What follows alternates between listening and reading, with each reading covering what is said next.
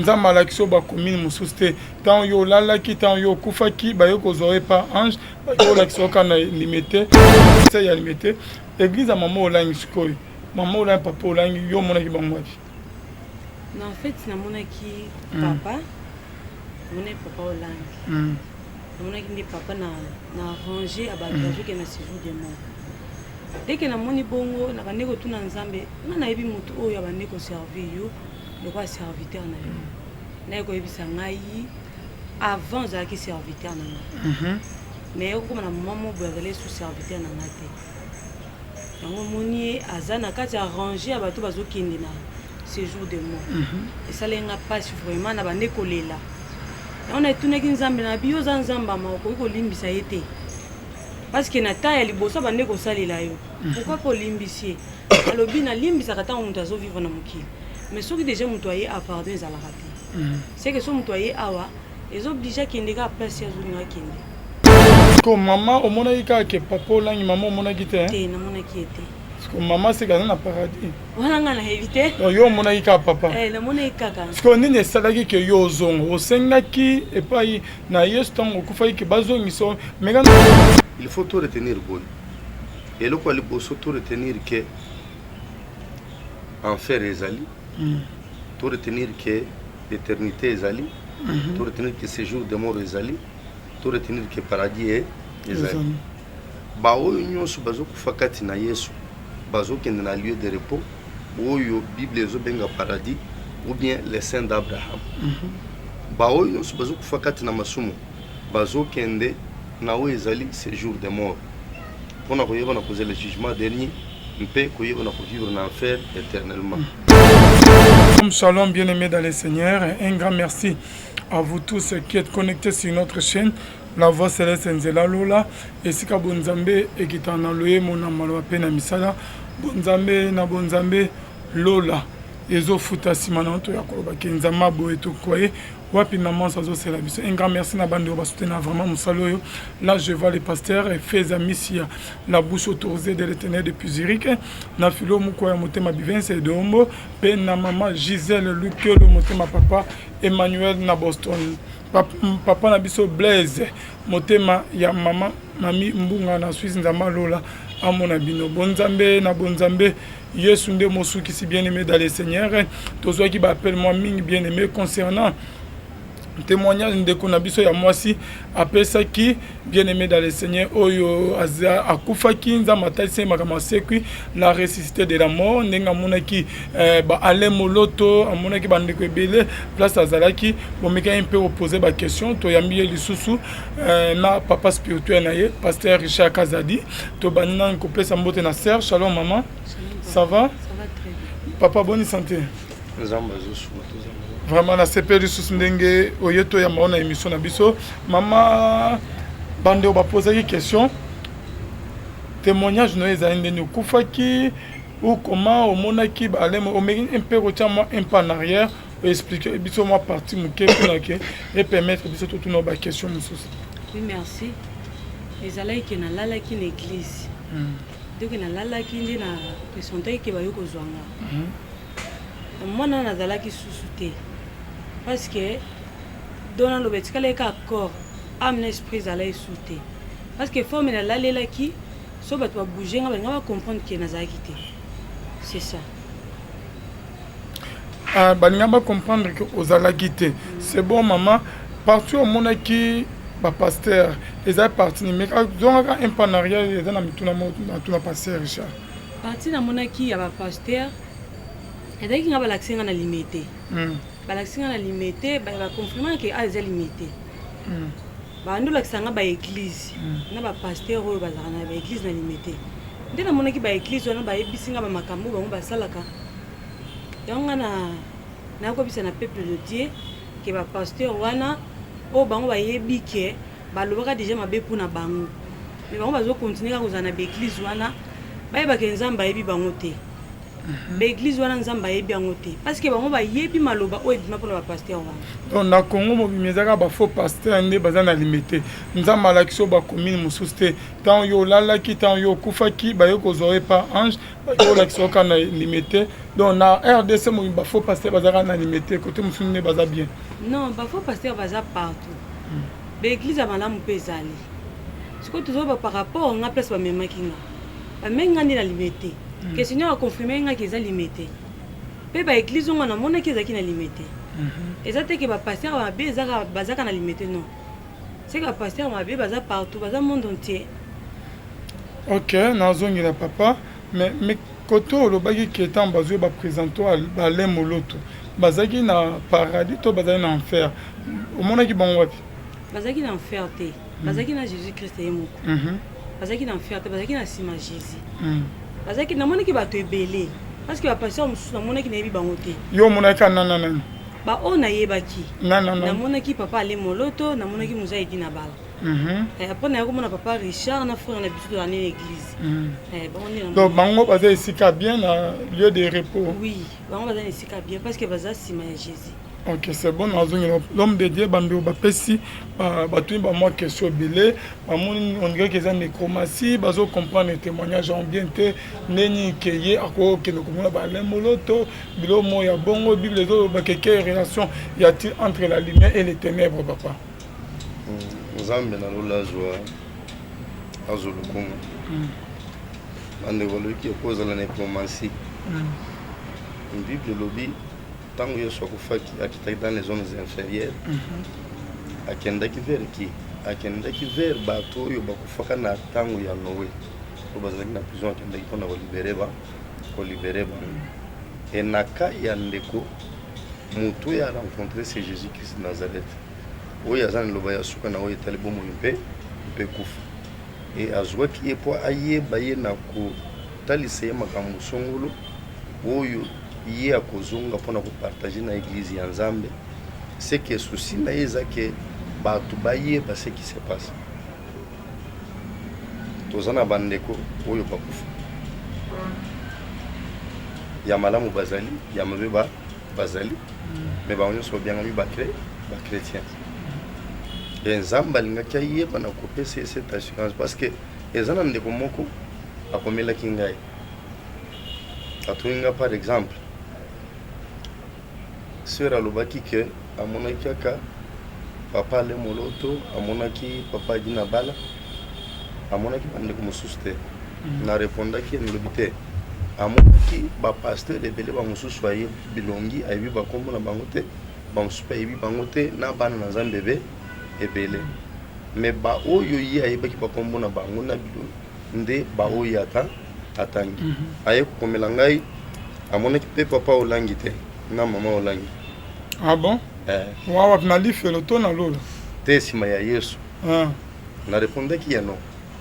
Non, pourquoi? Parce que sœur azawana je pense que na témoignage soki bato base souvenir alobi ki amonaki paster moko oyo ayebaki esalaki ye pasi parce que ayebaki asalelaka Nzambe mais eyaki kosala ye pasi ntango azomona paster wana na bato bazokende na séjour de mort ere atuni Yesu ayebisi ye ke non aza mosali na ye te seke ndeko wana ezalaki papa olangi ndeko monaki ndeko pense si ye mo aloba ngono aza wana. Ok mama loba parce que parti olobaki a censuré eza parti ya baeglise ya limité mais ntango tozongaki ayebisa nga ke non papa nalingaki yo moko orienté ngai yango wana nazalaki na réserve. Ok c'est comment on a une sous Charlène.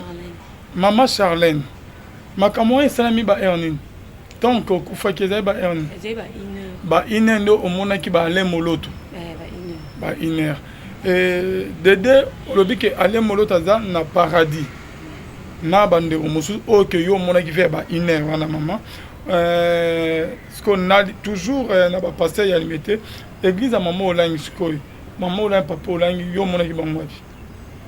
En fait namonaki papa mone papa olangi namonaki nde papa na arrangé abagradué ke na séjour de mort dès que namoni bongo na bande kotuna nzambe nga nayebi motu oyo abande koservir yo lokola serviteur na yo naye koyebisa ngai avant ozalaki serviteur na nga mais okokoma na moma moboye azali sous serviteur na nga te yango moni ye aza na kati ya arrangé ya bato bazokende na séjour de mort esalenga mpasi vraiment na bande kolela yango naetunaki nzambe na biyo oza nzambe ama okoki kolimbisa ye te parce que na temps ya liboso bande kosalela yo pourquoi kolimbisi ye alobi nalimbisaka ntango moto azovivre na mokili mais soki déjà moto aye apardon ezalaka te c'est que so moto aye awa ezoblige akende ka place azolinga akende c'est tout ebangisaki yo te Pablo abongisa na 1 heure du temps ntango ozongaki yo moko na nzoto no ozali na bobangi moko te to otrouvaki ya normal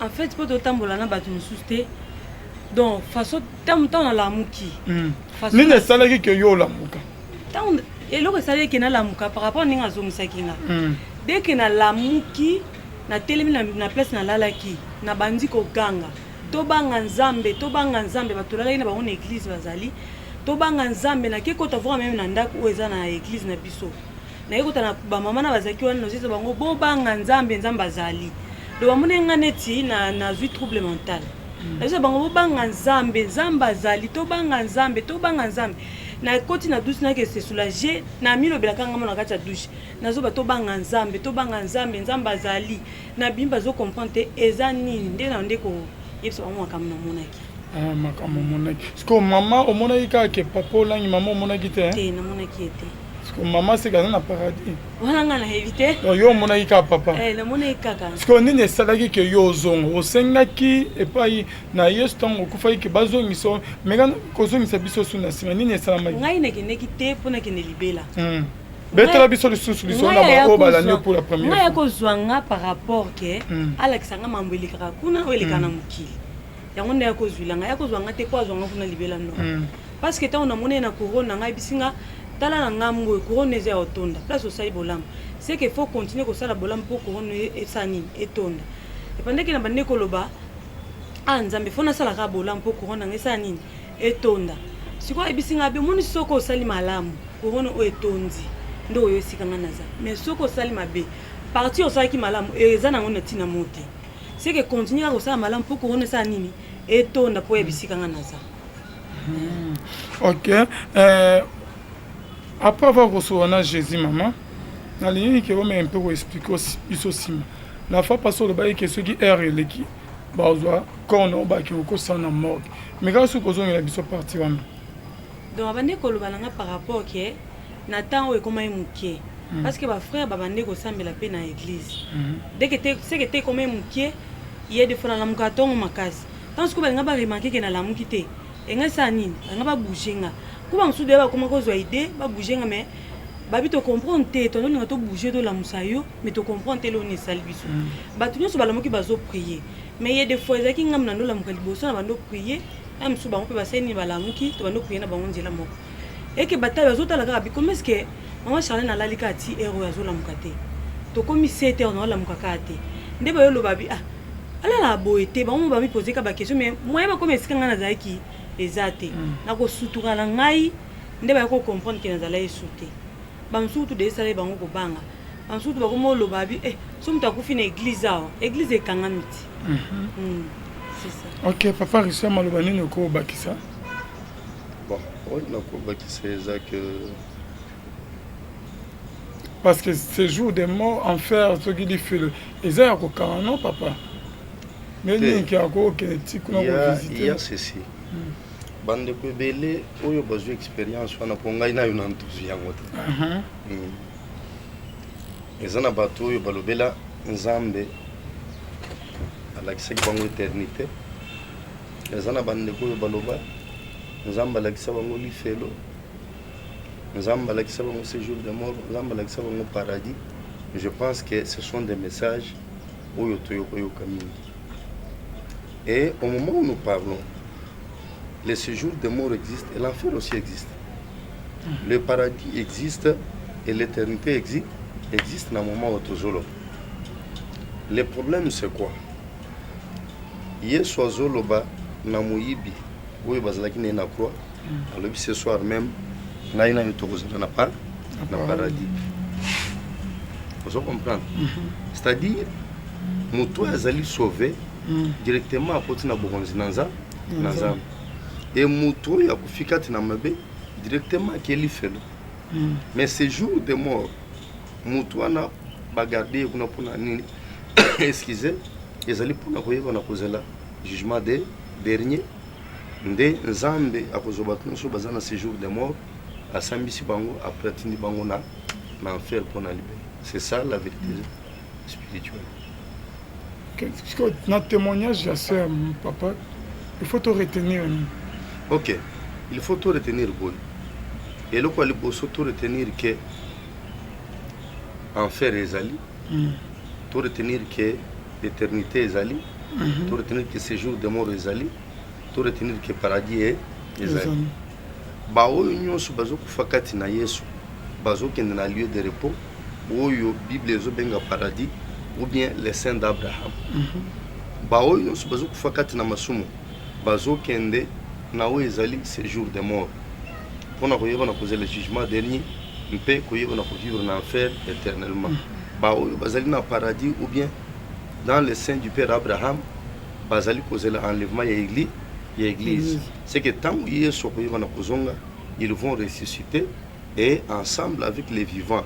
Oui, bakozala kati na Yesu na époque wana, bakoyeba na ko former épouse et puis bakina na enlèvement pour la fête de noces. C'est que tout ce que nous pouvons dire à tous ceux qui nous écoutent, bande ko so bazolanda biso et loko ezamoko. Nzamba pesa motu libre arbitre. Ozali na liberté ya ko choisir mabeto malamu. Mais nzambe ye moko na bolingo na ye alobi liboso na eza na banzela mibale eza na malamu eza pe na mabe. Mais sala malamu po yeba na kobi. C'est pour dire que ceux qui ont choisir mabe ayeba ke li felo ndeza likozela ye. Mais souci nzambe exacte que bato mabe ba yeba na kobunga loboko na ezali toujours tendu azoloba veneza za mo botika masumu. C'est que quel que soit âge de quoi commune yango abandonne cette vie-là, viens à Jésus-Christ et tu auras la vie éternelle. Merci beaucoup, papa. Richard Kazadi, est-ce que c'est un message que vous avez ça? Bon, patron n'est pas un décomoko. Les gens ont d'autres sous-serres à mon acquis. Oui, il y a une émission. Mais papa, il dit qu'il y a eu kokataye. Ok, ezali ako koba, ezali ni sous maman Charlène. Ezalaki dimanche nalali na butu nazomona nzamba bandeko lakisanga. Namoni mbule beti makasi. Tango mbule beti makasi namoni mukili mobimba mai plein. Est-ce que namoni bato mususu bazochola, ba mususu batambola donc bazali likolo mai. Et que na ndeko tuna nzambe pourquoi que bato mususu bazali likolo mai ba mususu bazokufa. Alobi ezaba oba o servir ngate ba mususu ba kufa bo. Ba mususu ba kufa bo. Siko ayo lakisanga bitala na ngambo wana siko namona ngambo wana namoni bato ba kufi ebele. Siko namoni ma ekiti tango bato ba kufi nga bisenya pourquoi bato ba kufi. Alobi tango nazo ebisa yo ke na yo po banga ngai. Yo pe lisusu fo banga nga makasi parce que soki osaleli onga na loba te yo po koyesika na lakisaki yo. Metala bato ndenge bazo kufa. Ebele ba kokufa kaka na ba mai boye. Mutu abimaki akei mbula ebeti akufi. C'est que nzambe ayebisi ngai peuple de Dieu tobanga ye makasi tobanga ye parce que kobima boye jour ezwi yo tonyati courant kei ezala kaka te ke o mai etonda non azolakisa bilembo ne bato basala nini bakokufa oyo bakobanga nzambe te. C'est ça. Ok papa okozala ok eloko nakoloba moto akufaka na nzela ya maladi te parce que nde oyo bato nyonso totiaka na makanisi na biso un jour moto akobelako akokufa même soki moto asi akoli akomi koko totiaka toujours na motu na biso ke akobelako akokufa mais toyeba ke liwa ya mbalakata mpe ezali liwa ya accident ezali bacatastrophe naturelle ezali lelo eza na batremblement eza na bambula ezonoka et eza na baincendie ezosalema na biloko nyonso wana bato nde bazokufa des fois dans l'est il y a pays par exemple il y a des massacres presque chaque semaine babomi bato autant mais okukuta ke mutu wana ayebaki na kozela te ayebaki te ke lelo nde massacre koya et parmi bato okufa na village na biso wanga nazanaka te mais souci ya nzambe eza ke mutu amilengele azala toujours prêt pour être place liwa ekozwela ye akende lifelo te makende pa na nzambe parce que ntango biblia ezolobela kozonga na yesu ezoloba ke mutu ya kozala likolo ya ndako ayeba na koloba te ke azonga na ndako mutu ya kozala na bilanga kozonga na ndako te c'est-à-dire place oyo ekozwela mutu nde oyo ekozwela ye du tobanga nzambe nde le gros ya oyo nyonso nzambe alakisi nde ndeko eye moko ndenge avandi wana aza na devoir bunene parce que nzambe alakisi ye oyo ezali couronne na ye eza na ba pierre précieuse kaka kote moko mais kote mosusu eza nanu vide c'est que en quelque sorte message wana econcerné kaka bato nyonso te mais concerné pe c'est que c'est le moment maintenant yake à travailler makasi abanga nzambe a éviter masumu po ete couronne na ye sala nini etonda et soki ya kotravailler de cette manière là te papa nzambe jour wana koyebisa ye yo oyaka ota nakebisaka yo nalekisaka yo maka metalere ozongi oyebi ota na distraction et tala ce qui t'arrive aujourd'hui nazambe naza responsable te parce que yo ozwaka ngolo oyo bato mosusu bazwi te d'où ensemble avec elle biso nyonso lokola bana na nzambe totambola na bobangi na nzambe totika vie ya masumu toluka kotambola na bosantu lelo koyina na koboma na bapoison ekoti même kati na église trahison ekoti même kati na église makambo ya mabe ebele ezosalema kati na église papa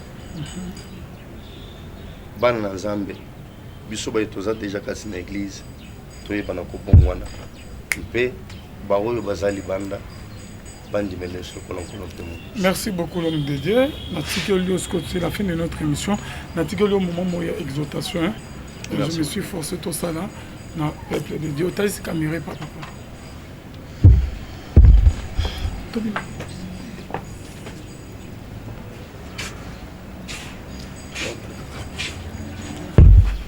Na pesi nzambe na lolo lokumu bandeko nyonso oyo bozali kolanda biso tozali kopartager kati na mukanda ya 1 Corinthiens chapitre 6 le verset 15 à 16 nazotanga ne savez-vous pas que vos corps sont des membres de Christ? Prendrai-je donc les membres de Christ pour en faire les membres d'une prostituée? Loin de là. Ne savez-vous pas que celui qui s'attache à la prostituée est un seul corps avec elle? Car est-il dit, les deux deviendront une seule chair. Bien-aimé, nalingi toyeba na ko partager likolo ya nzoto na biso. Nzamba akeli biso apesi biso nzoto. Mais lolenge tozali kosalela nzoto o nzamba apesi biso lelo souvent ezali lolenge te oyo ezali kokomisa nzambe eza na bandeko ebele oyo balingi kokorige nzambe koyeba na kotalisa ete akela bango mabe. C'est ainsi que eza na bandeko oyo bazalaki mwindu lelo bakomi pembe, eza na bandeko bazalaki pembe lelo bakomi mwindu, ezali na bandeko oyo bazali kosala même oyo ezali chirurgie esthétique mpona kochanger bilongi na bango, eza na bandeko oyo bazalaki mibali bakomi lelo basi, eza na bandeko bazalaki basi lelo bakomi mibali. Pourquoi? Parce que tout ça mutu azali ko croire que nzoto na ye ezali ya ye akoki kosala na yango ndenge ya lingi. Mais touti kotanga liloba na nzambe ezali koyebisa biso ete nzoto na biso biteni ya nzoto na biso ezali ya Yesu Kristo. Bible ezali kotalisa yo mwana na Nzambe ete nzoto na yo ezali tempelo na Nzambe. Nzambe azali koloba oyo akoyeba na kodetruire oyo ezali tempelo na Nzambe, oyo ezali nzoto na ye, Nzambe akoyeba na kodetruire ye. Molingami bipai wapi ozali kolanda biso, nalingi ete oyeba na kososola. Kobongisa nzoto ezali mabe te. Mwa mafuta na yo, mwa poudre na elongi, mibisala sala ezali ya Nzambe te. Nazokota na bozindo pona ba oyo bazwi nzoto na bango bakomisi yango nzoto ya kindumba.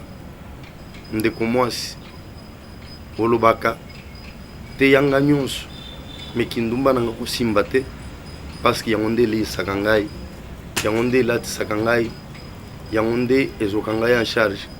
Soki oteyi ngai kopesa mabonza nakoyeba na kopesa, soki oteyi ngai kokaba nakoyeba na kokabela bato, kasi mpona kindumba na ngai koyeba na kosimba te. Me Nzambe azali kosepela te ozwa nzoto no ya bomwasi, ozwa nzoto no ya bomobali, oyeba na kosangisa yango na moto ya bali yo te, etangami lokola kindumba. Nzambe azali kosepela na yango te. Tala image ya ndeko mwasi oyo bien-aimé. Nzambe asaleli nini parce que na moni oza na émotion ozolingolela okoka kosote te mpo na nini wabandi empêché kosote eloko ebandaki koempêche nga parce que naza na corps étranger na nzoto mingi balobaki ke ete vi na ye soki kaka bongo akokima mbangu te, akosote te, akosaba physique ya makasi te. Me nayebi ke lolenge nde nati makolo awa nde nakimi mbangu nde nasote, naza capable ya kosala mosala mosusu oyo nasala te. Corps étranger nini? Libende. Ah bon? Donc liboso bando koka te? Ndako kosote te, okima mbangu te. Melo nakimi mbangu nasote. Nasenga eza lelo te et continue du jour au jour. En tout cas Nzambe apambola. En tout cas siko bandeko bao bakoki omona bakoki oloba nini okoki oza na liloba okoki oyebisa bango? Bon, nazaka na liloba oyo nakoyebisa bango ke monganga aza Nzambe te. Monganga kota limite soit que alobi ke ete eloko kosala te mais pas Nzambe tout est possible. Monganga koyeso ete eloko oyo eza mabe na eloko oza na wana nzoto kolamba fufu te soit kokoki mbango te kosote te mais erokusani pa Nzambe. Nzambe akapable alamba so fufu ya sote ya okimisa omba yana pesika bandeko na nga soit que oza na maladi nyonso molupaka esenke ba opere mais tant que okusani liboso na Nzambe olele pa Nzambe Nzambe akapable ya olimisa maladi po eza kati na oza pe lolenge monanga lokola tina na libende eza kaka kende kokima mbangu te na kosote te mais na sote na kimi mbangu eza kaka grâce ya Nzambe na sepeli kama. En tout cas Nzambe apambola yo juste mpona koyebisa bandeko nyonso ke ser atie kondima na ye eloko esali eza fa oyo azalaki na yango parce que ayebi ke non liboso ya Nzambe eloko moko te ekoki koresiste yango wana Nzambe amanifeste puissance na ye. Ser akimi na vidéo précédente okomona ser a sauté mais liboso bamando bisa bando meka ko sauter te ezangolu na Nzambe.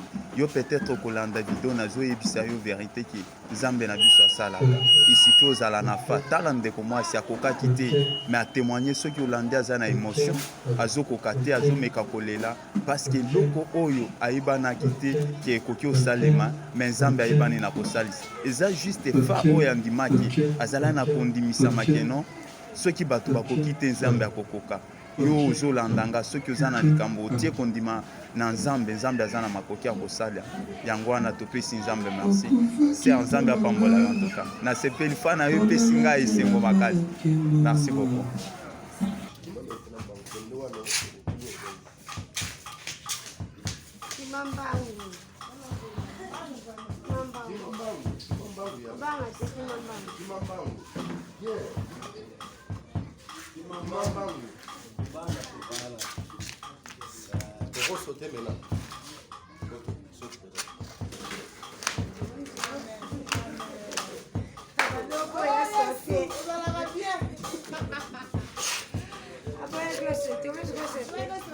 Ndeko mwasi oyo aye na église aza na problème batie libende na mukongo etango batie libende na mukongo abuka na ndenge nini asala accident te akweya te moto alamukaki malamu azosala mosala bamonaka tout d'un coup asimbi mukongo akwei telema azokoko telema lisusu te bamie na hôpital balobi mukongo eza ya kobukana etango bandeko oyo bamemi ye na hôpital balobi aza ya kobukana bazalaki obligé bayeba na kotia plâtre e batali lolenge mukongo ebukanaki bamoni ete ezali malamu bayeba na kotia libende batie ndeko libende na mukongo me libende balongolaka yango apres mbongo ya kolongola libende emonani te paske na moment wana papa aperdre mosala ndeko mwasi atikali aza na libende na loketo akoka ngumbama te akoka kokima te akoka kosala mouvement moko te ya makasi paske aza na libende na nzoto paske baminganga mpe bapekisaki ye ete ayeba na kosala yango te me ntango ndeko oyo na susi yake famille mbongo eza te na kobima na likambo ndenge nini amoniki akende epai na nzambe nzambe atikaka bana na ye te asali ndeko ngolu bien aimé ntango tozali kobondela ndeko oyo akwei esprit ezoloba kati na ye elobi ngai mobali na ye ya liboso tokabwanaki na ye mwana mwasi oyo aza na étoile makasi yango na poseda ye ngai nde nabuka ye loketo seke esprit ya molili mwana mobali wana atinda nde ekanga ndeko na loketo ekangi na loketo pourquoi parce que loketo yango nde ndeko mwasi oyo abandaki kopesa epai ya mwana mobali oyo chaque fois lokola mwasi na ye me abala ye te tala lolenge nini adétruire vie ya ndeko oyo depuis plusieurs années nalingi oyeba na kocomprendre ndeko na ngai yaki epai na yesu kindumba ezali na ntina moko te ozali kobanga ke soki otiki kindumba soki okabweni na mibali nyonso wana okoyeba na kokufa nzala te okokufa nzala te ndeko nzambe oyo akomona ke ohonore ye na kozwa décision wana nzambe akopasola nzela ya sika nzambe akoyeba na kosalela obolamu nzambe akoyeba na kopesa ya kolia komela mpe ya kolata akopesa bisika ya kovanda mpe nzambe na lola akoyeba na konore yo na kopesa libala mpona kolakisa bana na bato ete baoyo basalaka bolamu mpona nzambe ezalaka perdu te nzambe azongiselaka bango yango ndeko mwasi oyo akimi ndeko mwasi oyo asote oyo akokaki kosala te esoki olandi ndenge azoloba okomona azoloba na kolela avec émotion parce que andimaki te ke soki babimisi libende wana te na nzoto un jour wakokimaka un jour wakoyeba na kosote mais par la grâce divine ndeko oyo a retrouvé santé normale nazali koconclure na koyebisa yo ndeko place ozali kolanda biso ndimela yesu ndeko mobali kabwana na bana basi nyonso wana ozali kosala na bango kindumba ozosepela na bima na otan te ezali masumu avant que conséquence eyeba na kokomela yo tika ndeko mwasi ozala mibali otan système ya 4 trophées ainsi de suite ndenge bolobaka nazoyebisa yo tika avant parce que conséquence ekokomela yo kala mingi te tala ndenge okomelaki ndeko oyo heureusement azwi nzela ya koyepa na nzambe me ebele bavi na bango lelo ebeba bazosouffrir nzambe na lola ayeba na kopambola bipai ozali soki message oyo esepelisi yo okoyeba na kotala na se ya écran na yo il y a un numéro c'est notre numéro de contact tokoki kosunga yo na conseil tokoki kosunga yo na prière et bien aimé nzambe na lola akoyeba na kovisiter yo. Que Dieu vous bénisse. Tolanda toujours notre chaîne préférée, La Voix Céleste, la chaîne qui nous édifie, la chaîne qui nous oriente, la chaîne qui nous met en contact avec la divinité céleste. Que Dieu vous bénisse. Et na pesi bino nyonso mbote na kombo na Yesu tokutani mbala ya sima soki Yesu Kristo azali kopesa biso pema, azali kopesa biso makasi. Que Dieu vous bénisse.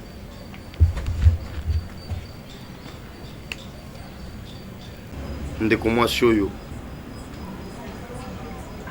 aye na église aza na problème batie libende na mukongo,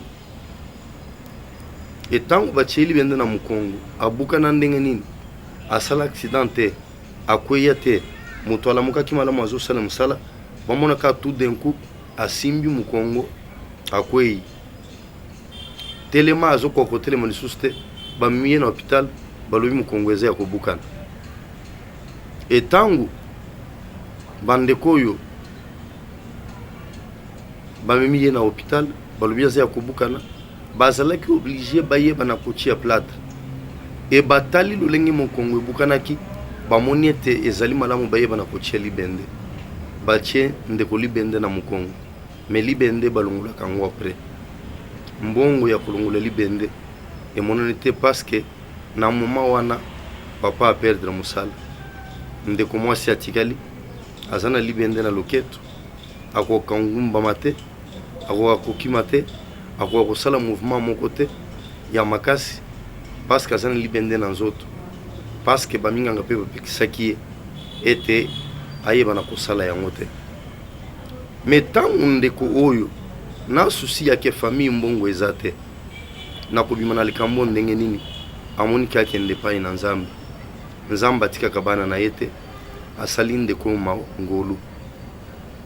Bien aimé, ntango tozali kobondela ndeko ya kwei esprit ezoloba kati na ye elobi ngai mobali na ye ya liboso tokabwanaki na ye mwana mwasi aza na étoile makasi yango na poseda ye ngai nde na buka ye loketo seke esprit ya molili mwana mobali wana atinda nde ekanga ndeko na loketo ekangi na loketo. Pourquoi? Parce que loketo yango nde ndeko mwasi oyo abandaki kopesa epai ya mwana mobali oyo chaque fois lokola mwasi na ye me abala ye te. Tala lolenge nini adétruire vie ya ndeko oyo depuis plusieurs années. Dalingi oyeba na kocomprendre ndeko na ngai yake epai na Yesu kindumba ezali na ntina moko te. Ozali kobanga ke soki otiki kindumba soki okabweni na mibali nyonso wana okoyeba na kokufa nzala te, okokufa nzala te ndeko. Nzambe oyo akomona ke ohonore ye na kozwa décision wana nzambe akopasola nzela ya sika. Nzambe akoyeba na kosalela obolamu. Nzambe akoyeba na kopesa ya kolia komela mpe ya kolata akopesa bisika ya kovanda mpe nzambe na lola akoyeba na konore yo na kopesa libala mpona kolakisa bana na bato ete ba oyo basalaka bolamu mpona nzambe ezalaka perdu te. Nzambe azongiselaka bango yango. Ndeko mwasi oyo akimi, ndeko mwasi oyo asote oyo akokaki kosala te e soki olandi ndenge azoloba okomona azoloba na kolela avec émotion parce que andimaki te ke soki babimisi libende wana te na nzoto un jour wakokimaka, un jour wakoyeba na kosote. Mais par la grâce divine ndeko oyo a retrouvé santé normale. Nazali koconclure na koyebisa yo ndeko place ozali kolanda biso ndimela Yesu. Ndeko mobali kabwana na bana basi nyonso wana ozali kosala na bango kindumba ozosepela na bima na otan te ezali masumu avant que conséquence yeba na kokomela yo tika. Ndeko mwasi ozana mibali otan système ya 4 trophées ainsi de suite ndenge boloba nazo yebisa yo tika avant parce que conséquence ekokomela yo kala mingi te. Tala ndenge komelaki ndeko oyo heureusement ki azwi nzela ya koyepa na nzambe me ebele bavi na bango lelo ebeba bazosouffrir. Nzambe na lola yeba na kopambola bipai ozali soki message oyo esepelisi yo okoyeba na kotala na si ya écran na yo il y a un numéro, c'est notre numéro de contact. Tokoki kosunga yo na conseil, tokoki kosunga yo na prière. Et bien aimé nzambe na lola akoyeba na kovisiter yo. Que Dieu vous bénisse. Tolanda toujours notre chaîne préférée la voie céleste, la chaîne qui nous édifie, la chaîne qui nous oriente, la chaîne qui nous met en contact avec la divinité céleste. Que Dieu vous bénisse. Et na pesi bino nyonso mbote na kombo na Yesu tokutani mbala ya sima soki Yesu Kristo azali kopesa biso pema, azali kopesa biso makasi. Que Dieu vous bénisse.